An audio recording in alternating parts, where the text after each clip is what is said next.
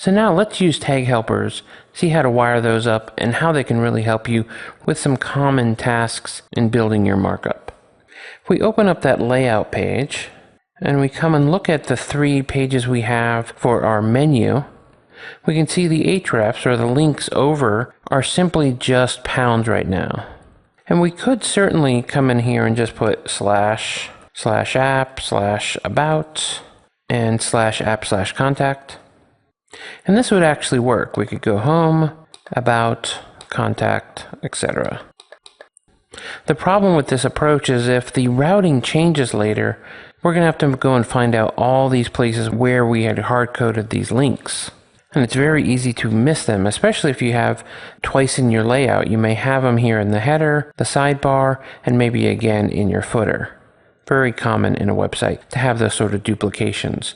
And so what we want to do instead is be able to use something that's going to say, create the URL for me for this href based on information I can give you, like the name of the controller and the name of the action. And that's where these things called tag helpers come in. Tag helpers are a way to annotate your markup here and tell MVC6 to do some work for you. And in our case, we want it to set the href based on 2 pieces of information. Tag helpers always start with ASP. And here I'm going to say the controller is going to be app, and the ASP action is going to be about. Let's repeat this on each one of these. Now, we're actually getting rid of the href and putting these tag values in instead, so that when this gets rendered, those helpers will go ahead and generate the href for wherever that controller and action are actually pointing to. Again, if you later change your routing, this will become very useful. Now notice that all 3 are pointing at the same controller name, but we're simply changing the action name on each one of these. If we view this in the browser, we'll actually see that the links disappear on each of our items here. And that's because the tag helpers don't really throw errors when they don't work.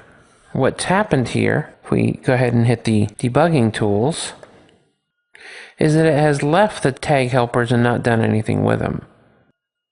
The reason for this is that we haven't included them on our page. So in the view folder, we're going to want another special file called a view imports page.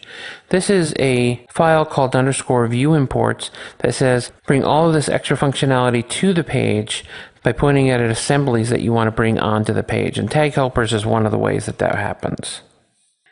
And we do this by simply using the Razor syntax of add tag helper, and then we're going to point it at all the classes inside of the tag helpers assembly.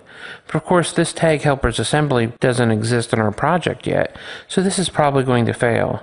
In fact, if we go refresh that page, we're going to get that exact error. Hey, cannot resolve tag helper containing this assembly. How do we fix this?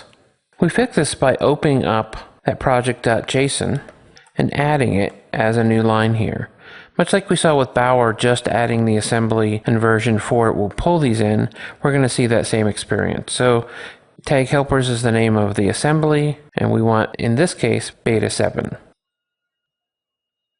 We come back and refresh, and now that we've refreshed, we can see the links are back, and the links are going to be pointing at the correct URLs. And that's because this URL is being constructed by looking at that route.